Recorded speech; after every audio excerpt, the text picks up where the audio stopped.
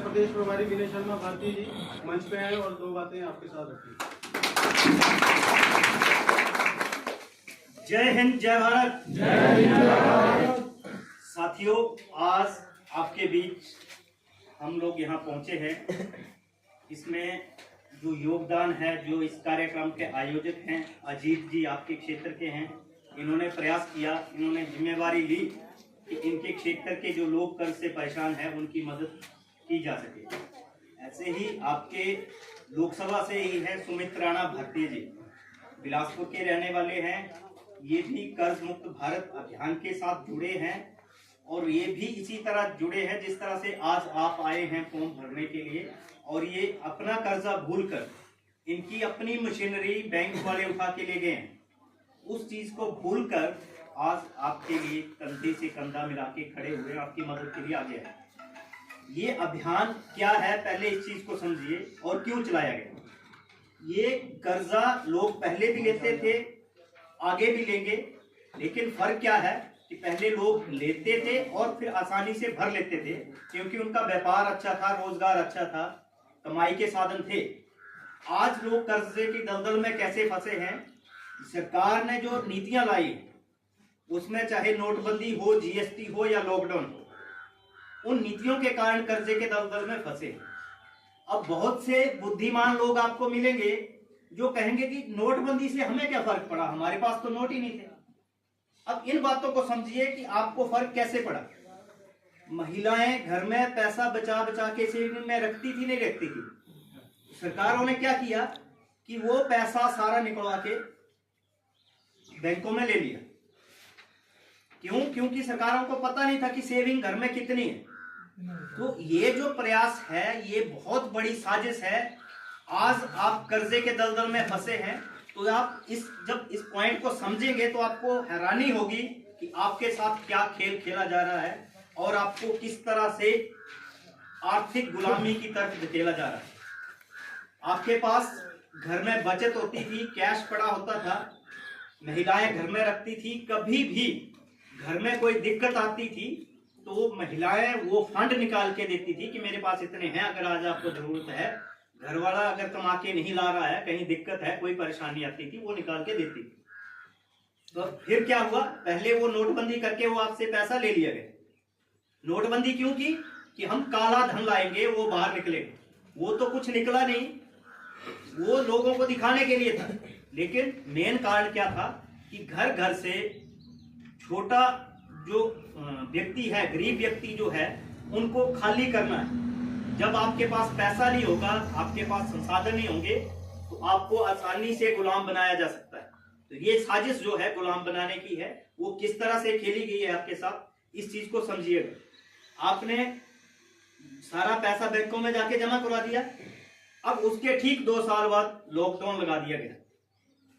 Lockdown में क्या समस्या रही लोगों को कि कमाई जब नहीं चल रही है तो आपके पास अगर वो पैसा होता तो आपको पैसे समस्या नहीं आती, उतना टाइम निकाल लेते।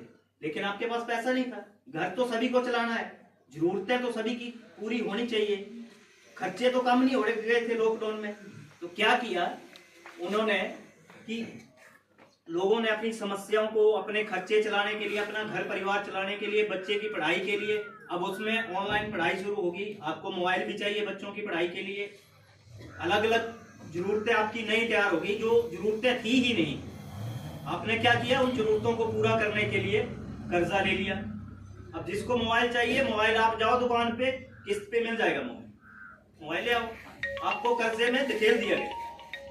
फिर कमाई के साधन खत्म हो गए, लोगों की नौकरियां चली गई, व्यापार जो कर रहे थे उनके व्यापार खत्म हो गए। तो वो लोग क्या करने लगे, पहले तो चलाते रहे घर, कर्जा लेते रहे। आज जब वो कर्जा नहीं भर पा रहे हैं, कमाई कम हो गई है, तो आज लोग कर्जे के कारण आत्महत्या कर रहे हैं।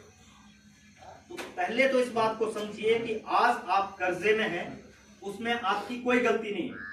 ये सोची समझी साजिश के तहत आपको कर्जे की दलदल में धकेला गया है और ये इसीलिए धकेला गया है कि आपको गुलाम बनाया जा सके। दूसरा जो मेन सरकारें कर रही हैं या चाह रही हैं वो है कि आपको प्रॉपर्टी के अगेंस्ट लोन दिए जा रहे हैं, आपकी केसीसी बनाई जा रही है।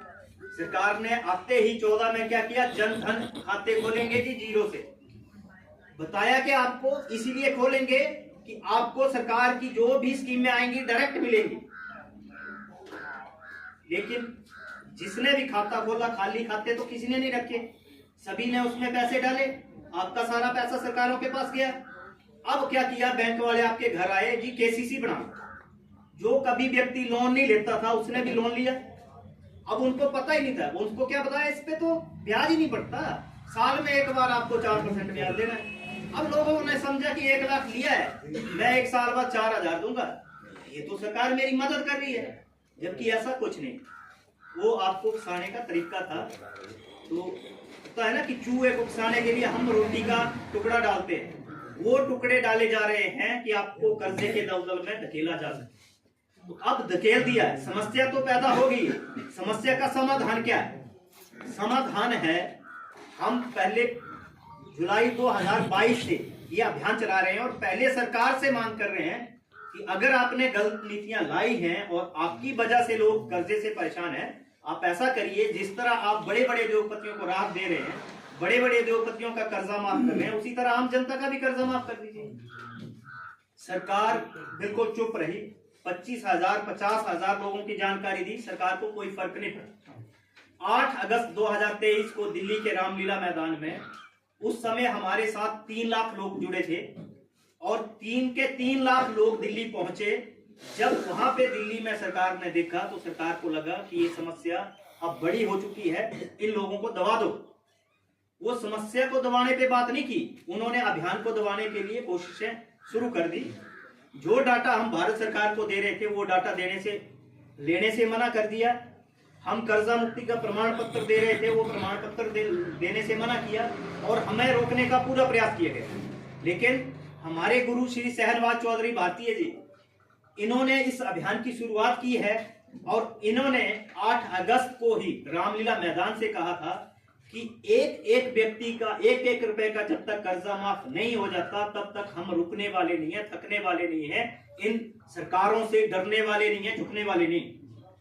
और तब से लेके अभी तक लगातार काम कर रहे हैं। आज 18 लाख से ज्यादा लोग इस अभियान से जुड़ चुके हैं।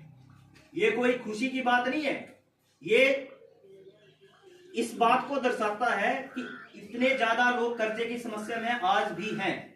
और ये 18 लाख नहीं है, ये संख्या बहुत बड़ी है, लेकिन अभी बहुत से लोग हैं जिन तक इस अभियान की जानकारी नहीं मिली। अभी तक 2 लाख से ज्यादा लोग ऑन कैमरा हमें अपनी वीडियो बना के भेज चुके हैं, जो ये कहते हैं कि अगर ये अभियान नहीं होता तो मैं आज इस दुनिया में नहीं होता। तो ये है इस अभियान की ताकत। समस्या में आपको सरकार ने फंसाया, अब ये समस्या कहां से सॉल्व होगी, इसका समाधान कहां से होगा? सरकार से ही।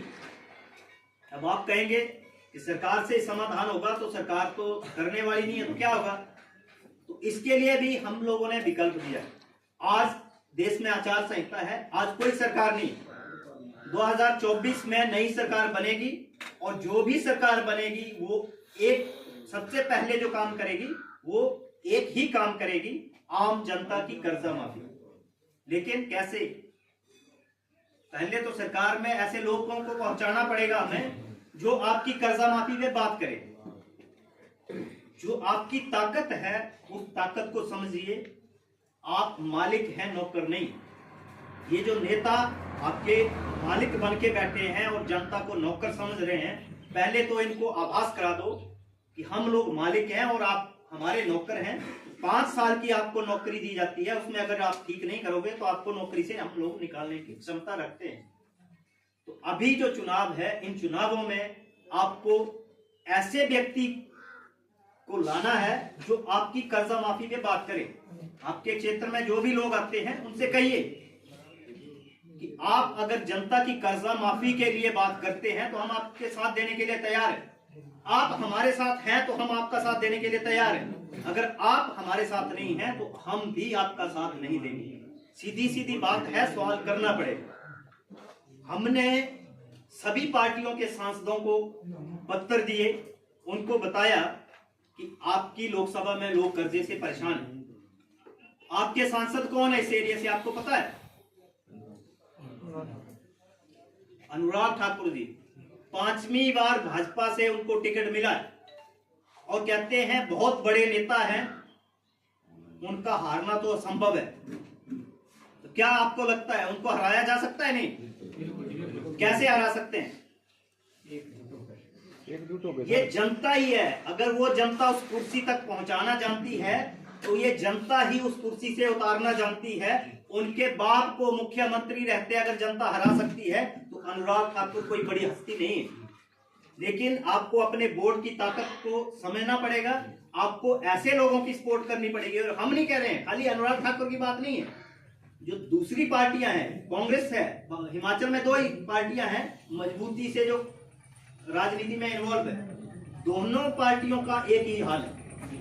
कोई भी आपके मुद्दे पर काम करने को तैयार नहीं है या आपके साथ है।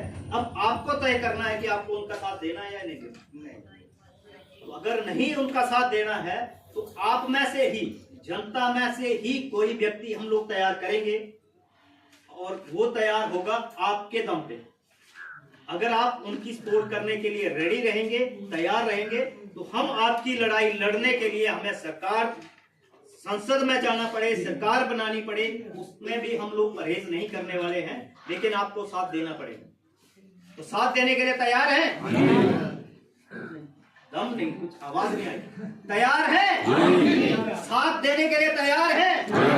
ये बड़े बड़े सत्ताधीशों के खिलाफ बड़ी लड़ाई है।